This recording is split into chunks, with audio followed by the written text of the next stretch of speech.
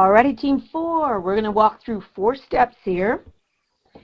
Step number 1, we're going to mark the given information carefully on the diagram. Then we're going to ask ourselves what's implied by the given, mark any freebies, and then talk through the problem, how we know what we're trying to prove. Let's see what we're given here. We're given that angle 2 and 3 are congruent. So we're going to sweep, hatch. And then we're also given the fact that DEG, the angle, DEG,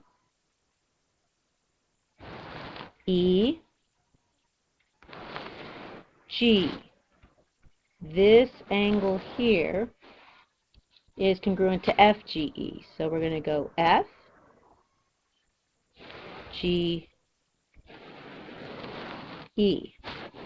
That's this angle here. Given those angles are congruent, we're trying to prove that angle EDC. So ED,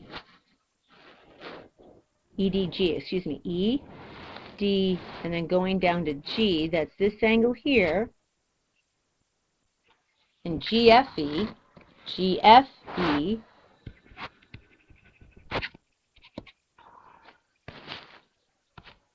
are congruent. There's no direct way to prove those are equal, but if you look very carefully, we have overlapping triangles here. And if we can say these overlapping triangles are equal, then we can say those parts are equal. So let's trace the overlapping triangles. That'd be DEG, would be one triangle, and then FEG would be the other. Let's pull these two triangles apart.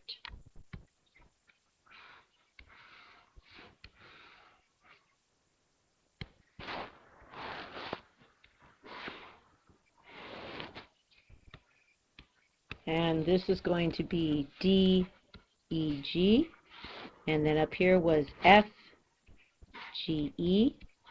And at the end of the toe, if you will, of the green triangle, that's 3. And the toe of the pink triangle was 1. Let's recopy our given information. We were told that angles 2 and 3 are congruent. So we're going to mark, hatch, put an A. And we were told that the angle DEG, that's the squiggle angle, or the heel, if you will, and FGE are congruent. So that's also an A. Implied and freebies. What is a freebie here is, if you look very carefully, these two triangles overlap at exactly the same angle. They overlap at exactly the same angle. In fact, it's same side. In fact, you know it's the same side because it has the same letters. Notice what I'm tracing is EG and EG. It's the same segment. So we would call that a reflexive segment. So go ahead, hatch, and put an S. Now that side is a sandwich between two sets of angles. So we have angle, side, angle. Because of that, I can say those triangles are equal. And if triangles are equal, these two angles that we're trying to get equal, the EDG and GFE, we can get those equal, because if triangles are equal, the parts are equal. So we have sufficient information. We're going to do a web proof here.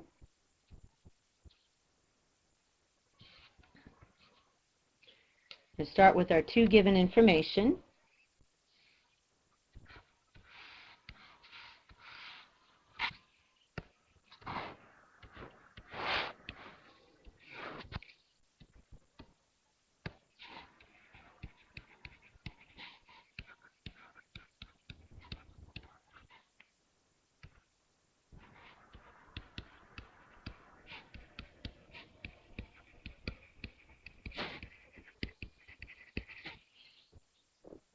So we have angle 2 congruent to angle 3. Why do we know that? It's given.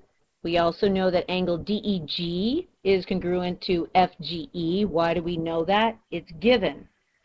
That was these two, angles 1 and 2. Excuse me, 2 and 3, that's these. That's an angle, so we're going to put A for angle. And then we have the heels, if you will, congruent. That's another A for angle.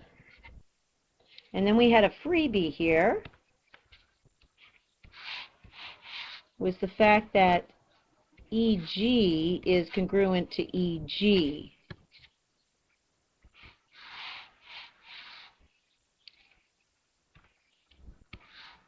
And the reason we know that is reflexive property. It's congruent to itself. That gives us a pair of sides. So we have here sufficient information. We have a hamburger. The side is sandwiched between the two angles. So because of this, we have angle, side, angle. We can say that our two triangles are equal. And those two triangles are triangle DEG is congruent to triangle FGE. This is the light green triangle is congruent to the pink triangle. And the reason why is because of angle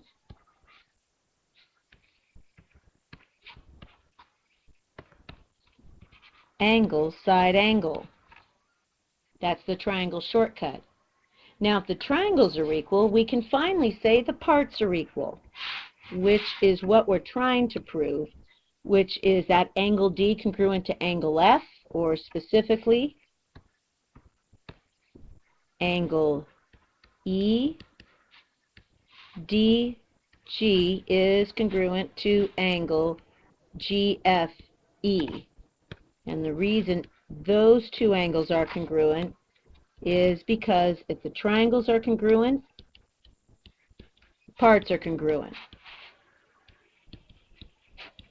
Also known as CPC-TC.